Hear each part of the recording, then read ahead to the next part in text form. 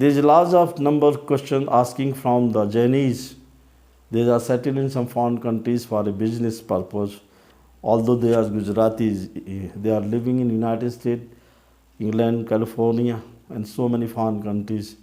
They are asking to me, Maharaj ji, you are meeting the same big मुनीस, आपने बड़े बड़े मुनियों जैन मुनियों से मिला है, तो ऐसी कोई सारोकार सिद्धि जैन धर्म की साधना हमें बताइए, हमारे बिजनेस इस समय बहुत कम है।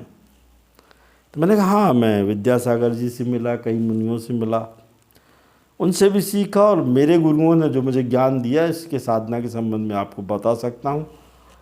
आपको पहले मैं मंत्र बता दे रहा हूँ, फिर साधना बताता हूँ। मंत्र नोट कर लीजिए, एक ही बार बोलूँगा। ओम नमो भगवते ह्रीं श्रीं पद्मावती सर्वकार्य कुरु कुरु स्वाहा। तो बोले क्या करना पड़ेगा? उन्हें पद्मावती का एक चित्र ले लीजिए, और आप लोग तो वैसे जैन संप्रदाय के तो मांस मछली शराब से दूर रहते, शाम को खाना भी नहीं खाते, तो ये साधना जल्दी हो जाएगी। वैसे कोई भी व्यक्ति कर सकता, किसी धर्म का भी कर सकता। शाम को इसमें कुछ खाना नहीं है आपको, शाम होने के पहले दूध पीना है या हल्का फुल्का खाना लेना है, और पूर्व दिशा की ओर पद्मावती का जो मिलता है मिल जाएगा आपको। एक चित्र ले लीजिए, और एक क्योंकि यंत्र मैंने आपको बनाने के लिए एक तो चौकोर बनाया, इसमें स्टार बनाया, इस मंत्र यंत्र को जो मैंने बोला है इस मंत्र को उसके बीच में लिख लेना। तो बोले कौन से कपड़े पहनना होगा? तो मैंने कहा श्वेत कपड़े पहनना होगा, बगैर सिले कपड़ा पहनना होगा। स्त्री पुरुष दोनों कर सकती है, 13 दिन की साधना है। तो आपने किसी को करवाई होगी तब तो आप अनुभव बताएंगे, तब तो हम करेंगे। मैंने कहा हाँ। मैंने कहा एक शीला जैन थी, doctor Sheela Jain, now she is no more in this earth, she settle हो गई थी रसा में, रूस में।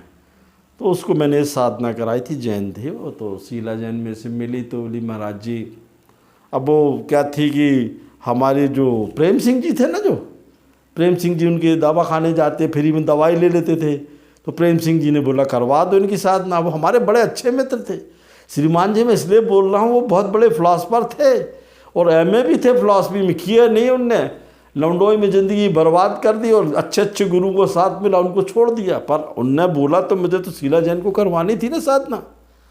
तो मैंने उनको बोला, बड़ी रखवा फ़ोटो रखवाई पद्मावती की, ढेरियाँ बनाई गुलाबी चावल के, एक दिया बड़ा सा दिया रखा, और उसमें बत्ती रखी, इसी जो लिखा था इसका यंत्र से बना के रखा। उसको मैंने दीक्षा दी, करन्यास विनियोग संकल्प कराया।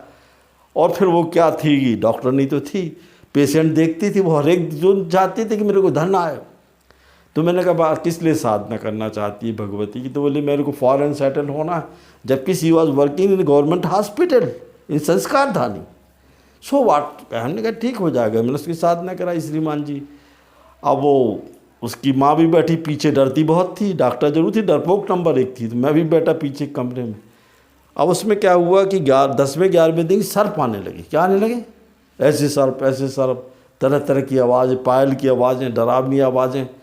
अब उसकी बड़ी बड़ी शिखा थी और बड़े भयानक रूप में आती है पद्मा थी। शिखा पकड़ के पटक दी उसको, डॉक्टर ने पट से गिर गई, आँखें निकल आई, डर गई। मैंने बोला डरना मत, फिर माला लेके चालू को, क्योंकि प्रत्येक दिन तुमको कम से कम 21 माला करना है। तो रुद्राक्ष की माला से की। आखिरी दिन भगवती प्रसन्न हुई, बोली क्या चाहिए? तो बोली मुझे फ़ॉरेन जाना है, फ़ॉरेन में मेरे को हॉस्पिटल करना है, और मेरा पति फ़ॉरेन का हो, मैं फ़ॉरेन में सेटल्ड हो जाऊं। तो पद्मावती ने पूछा तू किस रूप में चाहती है? तो बोली माँ बहन और पत्नी के रूप में। बोले प्रेयसी के रूप में आप साथ रहो, मेरा पति बड़ा सुंदर मिलना चाहिए। श्रीमान जी इसको सुंदर पति विदेशी मिला, ब्रिटेन में सेटल हो गई, रूस में भी रही। तो ये पद्मती साधना है, कोई स्त्री पुरुष कर सकता है। आपकी जो अभिलाषा है उस पर सामने लिख के धर देना, आपका काम हो जाएगा। जय माँ पद्मावती।